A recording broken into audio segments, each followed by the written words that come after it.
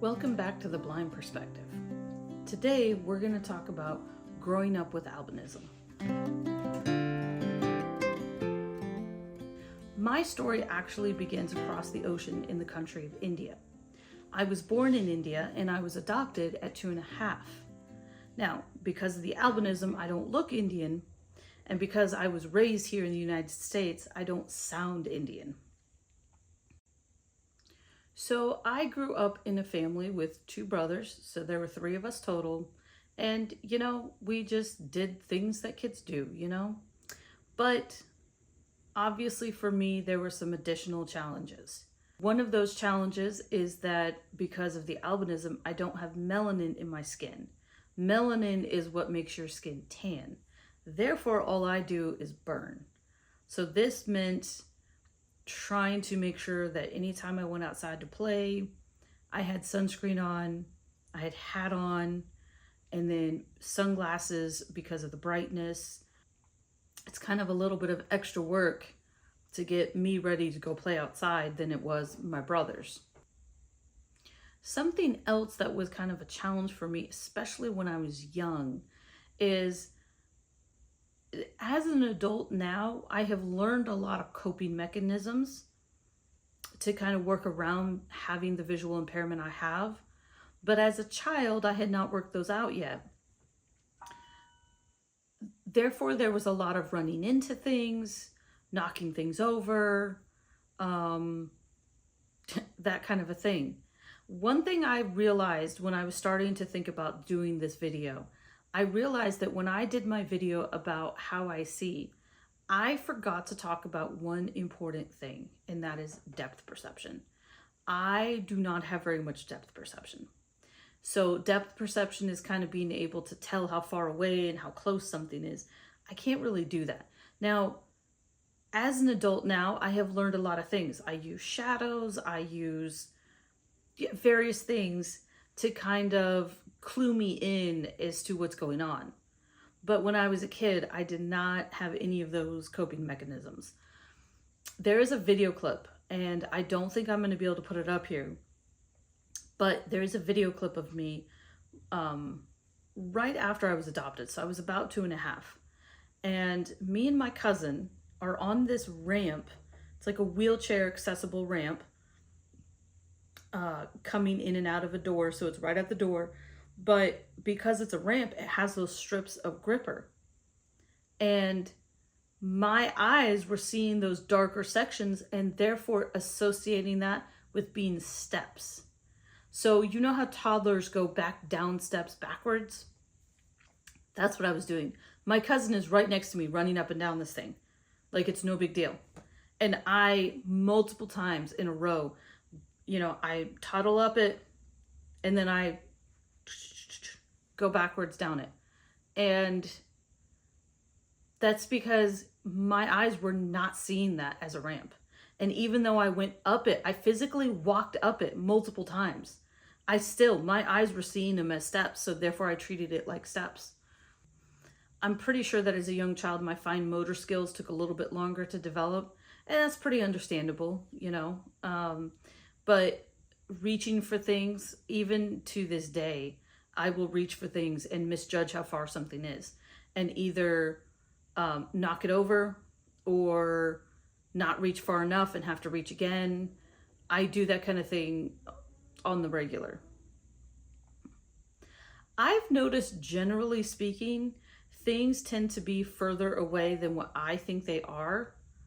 So I don't know what other people's experience is, but that's what I tend to notice. So if I'm, if I'm going to cross the street and I'm looking to make sure there's no cars, I see a car coming and I'm like, oh, okay, I got to wait. And I'm waiting and I'm waiting and I'm waiting. And I'm like, I could have gone. But I just can't judge how far away it is. And I do it every time, every single time. And I'm just like, so, but as a kid, I did a lot more of running into things, knocking things over, this, that, and the other. Some other challenges that I had especially as I started to get into school, is I could sit at the front of the class and I still could not see the whiteboard. I'm just going to let you know that was very frustrating. Another aspect is worksheets and textbooks. They're kind of hard to read. There have been times through my schooling where we've tried to use enlarged worksheets, and that had its own challenge because it would be on bigger pieces of paper as well, and then the paper was too big for my desk, and so it was too difficult to try to maneuver and figure out how to like do what I needed to do with it. The textbooks being enlarged, we quickly found out that that wasn't as conducive because it also made the textbooks bigger and heavier. And if you're having to take 2 or 3 textbooks home, that's really kind of difficult to have to carry even heavier books home. When it comes to being able to read the board, one thing that I got very good at was being able to take the notes of what was happening without being able to see. I got to the point where I would tell my teachers at the beginning of the year, as long as you say what's on the board, I will get it. So sometimes you come into class and they already have the notes up on the board and they say, go ahead and copy this all down, and then we're going to start going over it. Well, I couldn't see it, so I would wait until we started going over it. And as the teacher would start talking, I would just start making notes. And I really developed that skill very quickly out of necessity. And I could hear what the teacher was saying, remember it long enough to write it down, while writing it down, hear the next thing that's being said and remember it. And it was a lot of mental but it was kind of the only way I could come up with to work around not being able to see the board. Speaking of the whiteboard is white and the walls were usually white and the desks were usually a light color and the paper was white and the lights were bright and there was so much reflected light going on. The fluorescent lights in the classrooms were really hard on my eyes, and so it was a very bright environment. At that time, it did not occur to me to see about wearing sunglasses or hats inside. That would be one thing I would recommend for any child with albinism, is that try to get them permission to wear a hat inside, because there is so much light in those rooms.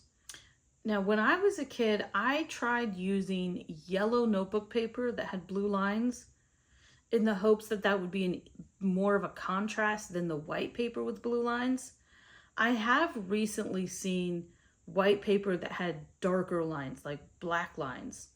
That would have been even more ideal, in my opinion, because it would have had a greater contrast. Some other just kind of small areas that my vision affected me in the classroom was quite often when kids have their hands raised, a teacher doesn't necessarily say their name. A lot of times they just point or they kind of look and nod, and I can't see those kind of visual cues. So I would just be like, not knowing they're calling on me. I think eventually my teachers would kind of figure out, okay, we got to say her name. She's not going to get it if I just point at her.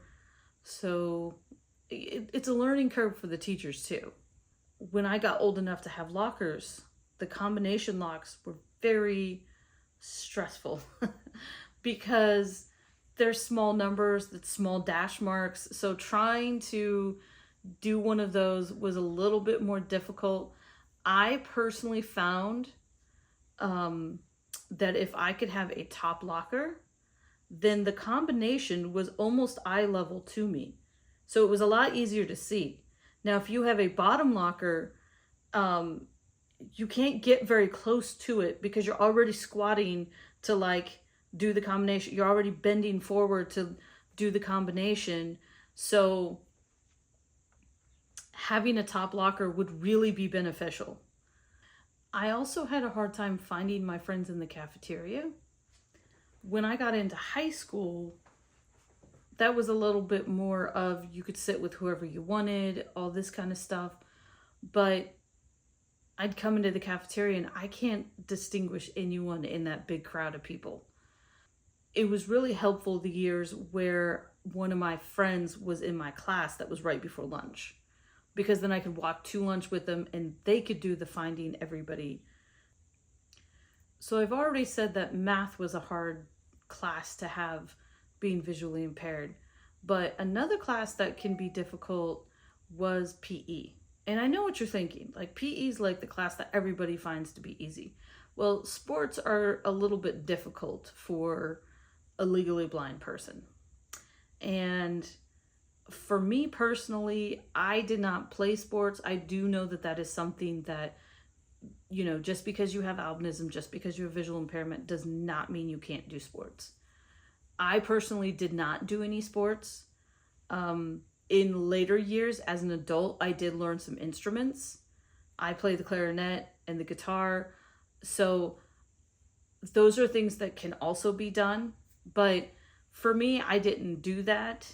And I'm gonna be honest. I got hit in the face with a baseball on more than one occasion in PE class. So, it wasn't really my favorite class. So another aspect of growing up just in general, it took me a little bit longer to learn to ride my bike. I feel like I want to say I was 7 or 8 when I learned to ride my bike. This, I believe, was because of the depth perception problem. It's a little bit harder to balance when you don't have good depth perception. So it took me a little bit longer to kind of work around that, and that's fine. But I do remember that at one point around this time when I had kind of first started learning to ride my bike, we lived in a small town that we were able to ride our bikes to the library and some things like that. And I remember I would have one of my parents would be in front and one of my parents would be behind me, and they would call things out to let me know. There's a parked car on the right. There's a car coming from the left. There's, whatever it might be. And that way I would know and have a little bit of a heads up that there's something that I need to be cautious about. I'm sure we look like a bit of a spectacle, but you got to do what you got to do. I'm not going to say that I've never ran into anything on my bike, but that's a story for another time. So another aspect of having albinism as a kid is the social part. What I mean by that is I got picked on quite a bit as a kid. I got called names. I was made fun of. Let's just say kids can be really creative with their names sometimes. But something that I found that kind of contributed to this, albinism is relatively rare. It's not very common. Most people in their whole lifetime have met maybe one person, maybe 2 or 3. Like, nobody has known, it's just not a very common thing to actually know a person who has albinism, because it's pretty rare. Because of this, there's not a lot of just general information about it just kind of floating around. In fact, a lot of people don't even know that it's people that can have albinism, and it's not just animals.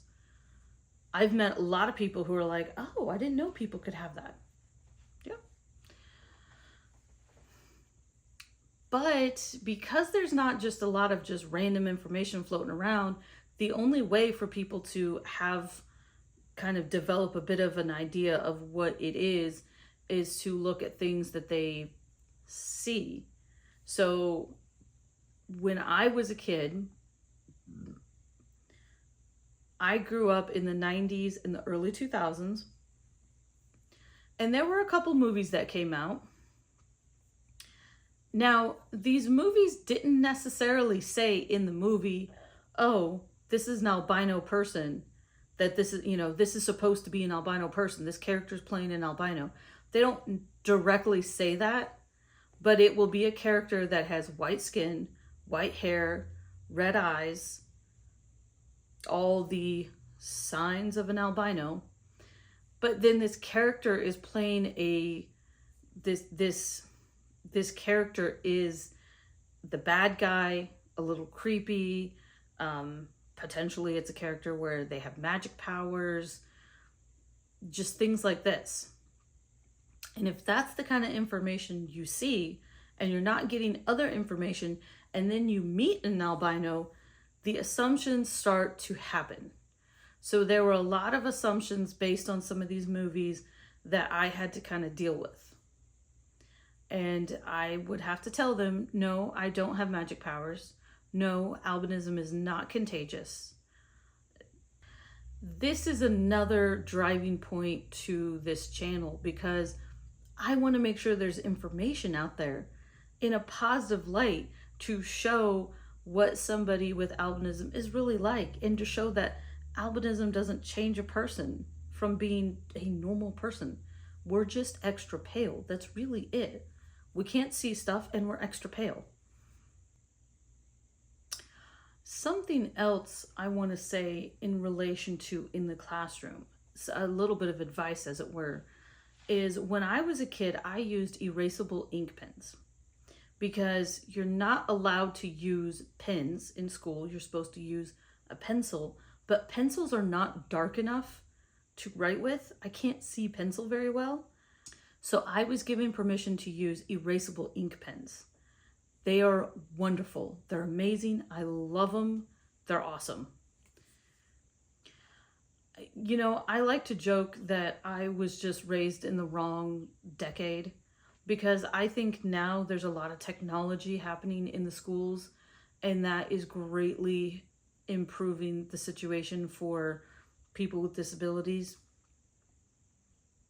So something else that I have been asked about a lot is, did I wear glasses as a child?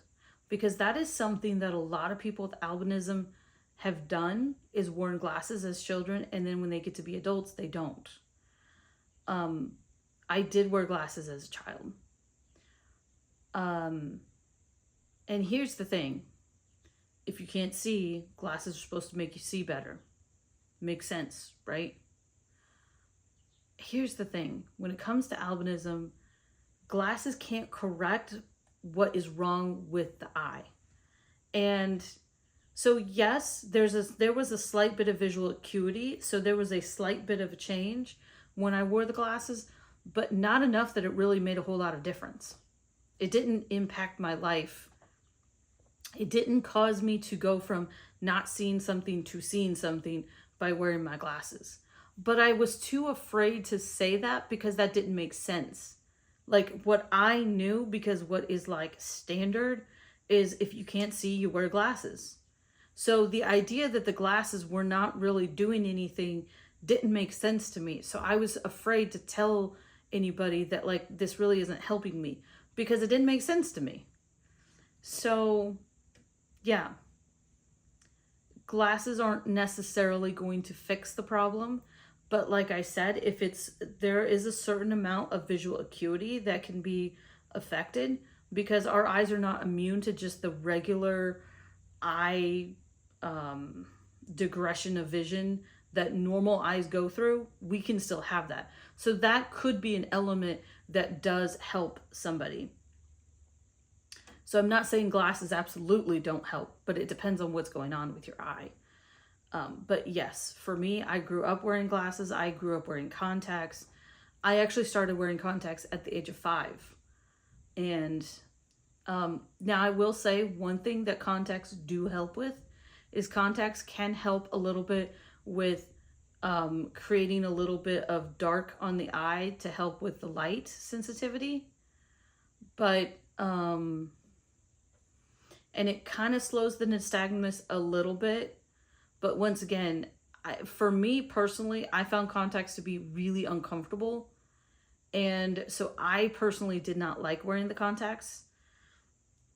And especially now, because I wear sunglasses pretty much all the time. So and I know you can get the glasses, you know, the sunglasses that go over glasses and things like that. But like I've said in my previous video, sunglasses that allow light from the sides and the top are not really helpful. So the best kind of sunglasses are the kind that wrap more around your face. So I'm hoping that this just kind of gives you a little bit of an understanding of what it was like as a child. And maybe this gives you a little bit of insight for your child potentially. If you have any other questions or any particular subjects you would like me to talk about, leave them down in the comments below.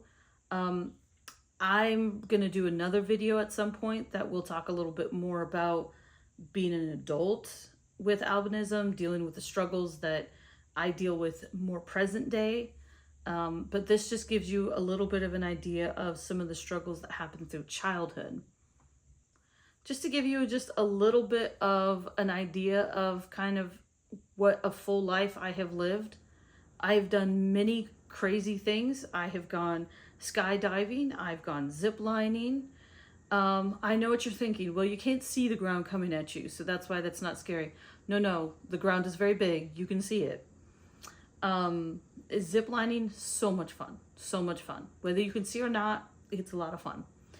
I have traveled. I've gone on cruises. I am a graphic designer. I sing in my church choir. I play the guitar and the clarinet, both of which I learned as an adult. There's not a whole lot that can stop you when you really want to do it. So I really hope that you can feel encouraged that having albinism isn't a list of things I can't do.